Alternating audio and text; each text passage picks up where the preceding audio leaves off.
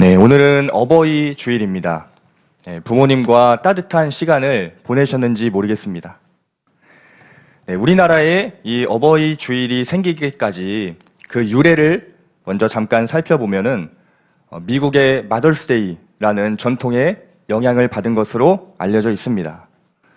그래서 우리나라는 1956년에 처음 어머니 날로 제정을 했는데 1973년에 아버지도 있어야 되는 거 아니냐 해서 사회적 공감대가 형성돼서 어버이날로 변경을 했다고 합니다.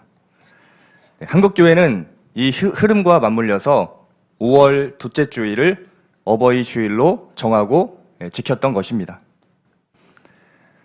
부모님이 돌아가신 경우에도 또 가족들이 함께 모여서 추도 예배를 드리며 부모님의 믿음과 삶을 돌아보며 하나님께 감사하는 날로 보내기도 합니다.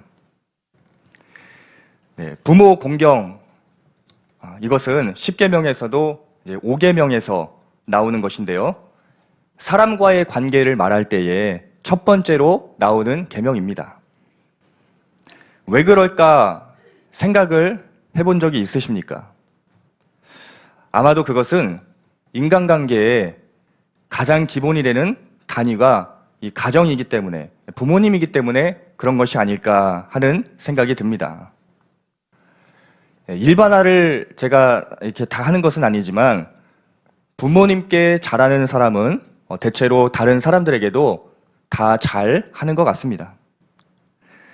부모님이 모든 인간관계의 출발점이며 또한 부모님을 공경하는 것이 하나님께서 세우신 이 관계 질서의 기초가 되기 때문이다라고 저는 생각을 합니다. 바라기는 가정의 달을 맞아서 부모님과 따뜻한 시간을 보낼 수 있기를 소망합니다. 만약에 부모님이 돌아가셨다면 또 자녀들과 또 가족들과 함께 모여서 또 예배를 통해 또 부모님을 기억해보고 또 되새겨 볼 수 있는 그런 따뜻한 시간을 보내실 수 있기를 바랍니다.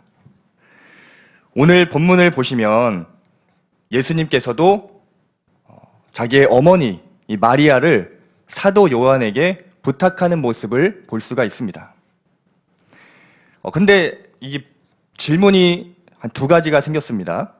첫 번째 질문이 무엇이냐면 예수님의 동생들이 있지 않습니까? 예수님의 동생들.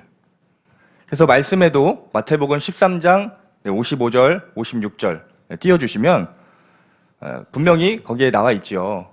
이는 그 목수의 아들이 아니냐. 그 어머니는 마리아, 그 형제들은 야고보, 요셉, 시몬, 유다라 하지 않느냐.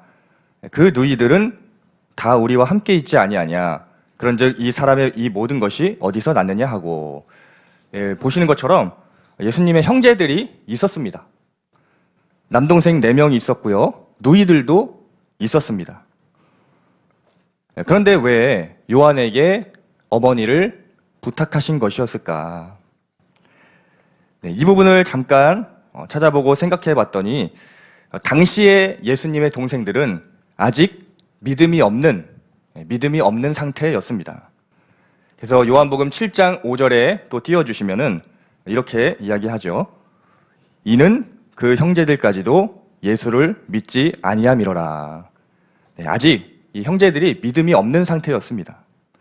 그런데 확실한 것은 나중에는 이제 믿음을 갖게 됐다라는 것인데 이것도 사도행전 1장 14절 말씀에 보면 나와 있습니다.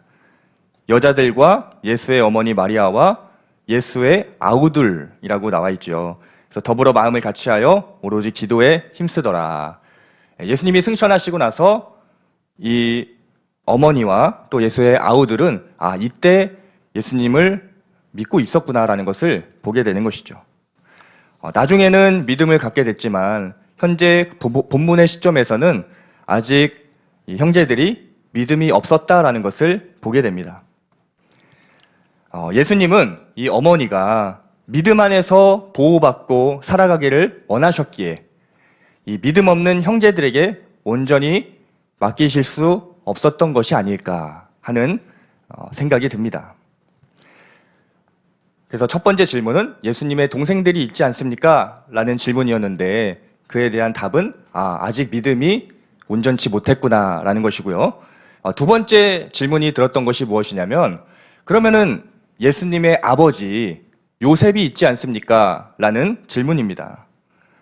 그런데 교회의 전승과 또 학자들의 이런 견해를 살펴보면 이미 이때는 아마 죽었을 것이라고 추정을 합니다. 네, 아마 있었으면은 반드시 옆에 있었을 것이다라고 이제 하면서 여러 가지 그 외경과 또 여러 가지 이제 교회의 어떤 자료들을 봤을 때 죽었을 것이다라고 추측을 합니다. 이러한 상황 속에서 예수님은 어머니를 책임질 수 있는 적임자가 누구일까 생각을 하실 때 믿음과 사랑으로 끝까지 그 자리를 지킨 요한에게, 이 사도 요한에게 어머니를 부탁했던 것입니다. 간단하게 정리를 하면 어떻게 생각하면 남편도 없고 자녀들도 아직 믿음이 없는 상황이라서 어머니가 믿음 안에서 더욱 살아가기를 바라는 아들의 마음이었다라고 생각이 듭니다. 이렇게 예수님께서 십자가 위에서 어머니 마리아를 요한에게 맡기신 사건은 부모를 공경하는 좋은 본보기가 되지 않을까 하는 생각이 듭니다. 예수님은 죽음의 순간에도 끝까지 어머니에 대한 사랑과 책임을 다하심으로 부모를 공경하라라는 이 계명을 완성하신 것입니다. 본문의 예수님의 모습과 이 성경의 여러 가지 말씀들을 볼 때에 부모 공경은 하나님께서 기뻐하시는 것이라는 것을 확신할 수 있습니다. 그래서 오늘날 우리는 과연 이 부모 공경이라는 이 말씀 앞에 어떻게 살아가고 있을까 함께 돌아보기를 원합니다. 참 재밌는 것이 오늘날 아파트에 대한 이름이었습니다. 네, 우스갯소리로 부모님이 찾아오시지 못하게 이 아파트 이름을 어렵게 한다라는 것이죠. 그래서 도대체 이름이 얼마나 긴 아파트가 있나 하고 찾아봤더니 정말 긴 아파트가 있었습니다. 그것이 무엇이었냐면 화성에 있는 아파트였는데요. 네, 그 동탄 시범 다은 마을 월드 메르디 앙반도 유보라였습니다. 거의 20자 가까이 되는 아파트였는데요. 다시 한번 해보겠습니다. 동탄 시범 다은 마을 월드 메르디 앙반도 유보라. 네, 또 몇 차 뭐 이런 게 있겠죠. 그리고 그 외에도 광주에 전라남도에 있었는데요. 광주 전남 공동 혁신 도시 빛가람 대방 엘리움 로얄 카운티였습니다. 네, 굉장히 이거는 저도 모르겠는데 헷갈릴 것 같은데 물론 이제 건설사들이 고급화 또 차별화를 위해서 브랜드명과 또 외래어를 결합한 것으로 보이는데요. 어쨌든 우스갯소리라도 부모님이 또는 아마 이제 시어머니가 집에 오시는 것을 방지하기 위해서 아파트 이름을 어렵게 한다 이런 말이 나왔다는 것 자체가 오늘날 부모님이 내 삶에 간섭하지 않았으면 하는 그런 심리가, 그런 마음이 좀 반영된 것이 아닌가라는 그런 생각을 합니다. 근데 정말 웃긴 것이 제가 가정신방하다가 들었던 얘기인데 그 시누이랑 같이 온다고 합니다. 시누이랑 같이 온대요. 어머니가 이제 시어머니가 모르시니까 어머니가 이제 아파트 이름을 어려워서 못 찾으시니까 시누이랑 같이 온다고 합니다. 그 얘기를 듣고 굉장히 저도 웃었는데요. 네, 물론 이제 부모님이 불쑥 찾아오시는 것이 굉장히 부담스럽고 또 싫을 수 있다는 거 얼마든지 저도 이해합니다. 그런 부분들은 서로 사실 잘 조율을 해서 잘 맞춰가야 한다는 생각이 드는데요. 요점은 저희가 이렇게 웃고 있지만은 과연 나는 얼마나 부모를 공경하며 또 얼마나 부모를 생각하면서 살아가고 있는지 한번 돌아보자라는 차원에서 말씀을 드린 것이었습니다. 네, 오늘 담임 목사님께서도 오전에 잠깐 말씀해 주셨지만 그런 생각도 해봤어요. 왜 자식을 사랑하라는 계명은 없을까? 자녀 사랑이 계명으로 주어지지 않는 이유가 무엇일까라고 했을 때 아마도 이제 하나님께서 모든 부모에게 본능적으로 주신 마음이기 때문에 그런 것이 아닐까 하는 생각합니다. 하지만 부모 공경은 자녀보다는 아마 본능적이지 않기에 이렇게 계명으로 강조된 것이 아닐까 하는 생각을 합니다. 어떻게 보면 우리가 항상 기억하면서, 항상 보면서, 항상 읽으면서 기억하고 실천할 수 있도록 하나님께서 기록으로 남겨주셨다라는 것이죠. 그래서 어떻게 보면은 참 생각해보면 자녀에게는 굉장히 내가 잘하는데 부모님에게는 뭔가 이렇게 소홀하게 되는 그러한 우리의 현실 속의 모습이 있지 않을까라는 생각을 합니다. 너무나 사실 유명한 영상인데 이렇게 어버이 주일을 맞이해서 이 영상을 같이 한번 나누고 싶었습니다. 함께 짧습니다. 한 2분, 3분 정도 되는데 함께 보도록 하겠습니다.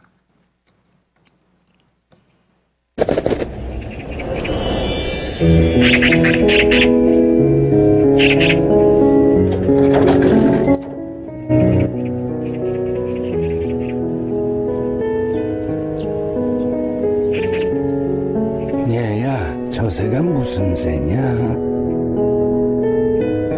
까치요.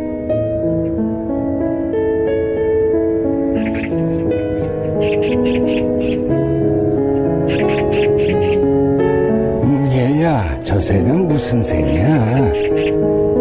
까치라니까요.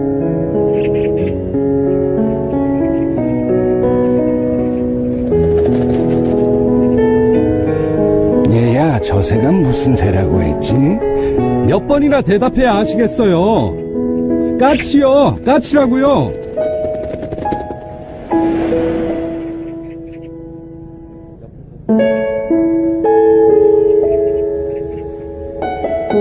아범아, 너는 어렸을 때 저게 무슨 새냐고 100번도 더 물었다. 아빠, 저 새가 무슨 새예요? 까치란다. 까치요? 아빠, 저 새가 무슨 새예요? 까치야. 까치요? 그럴 때마다 아버지는 까칠한다, 까칠한다 몇 번이고 대답하시면서 말하는 이가 귀여워서 머리를 쓰다듬어 주셨지. 그래서 네가 말을 배울 수 있었던 거다.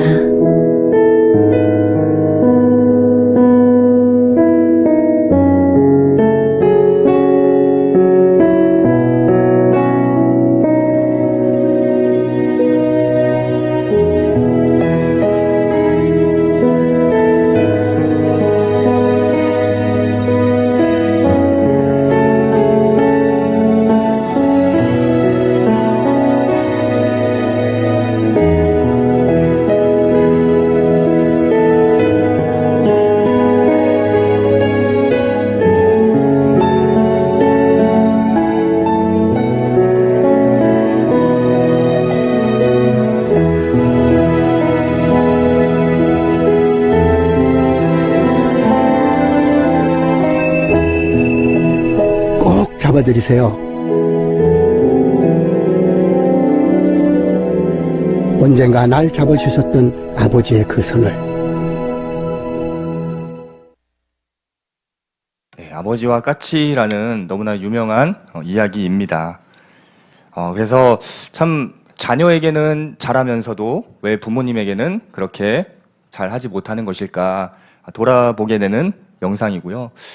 참 하나님께서 왜 부모 공경이라는 것을 또 말씀 가운데 굳이 담아 놓으셨을까 더욱더 생각해보게 되는 영상이라고 생각이 듭니다. 네, 부모는 자녀를 위해서 모든 것을 희생하지만 자녀는 부모님에게 아무래도 그렇게 하지 못하는 부족한 모습들이 우리의 현실이 아닐까 하는 생각이 듭니다. 네, 제가 그 질문을 한 4가지 정도 드려보고자 하는데요. 네, 이것도 뭐 아실 수도 있지만 마음속으로 한번 답해 보시길 바랍니다. 먼저 자녀에 대한 질문입니다. 1번, 자녀가 제일 좋아하는 음식은 무엇인가요? 네, 마음속으로 답을 하시면 됩니다. 2번, 자녀의 미래를 위해 기도해 본 적이 있나요? 3번, 핸드폰에 자녀의 사진이 몇 장이나 있나요? 4번, 자녀에게 사랑한다고 마지막으로 말한 것은 언제인가요? 네, 또 질문을 드립니다.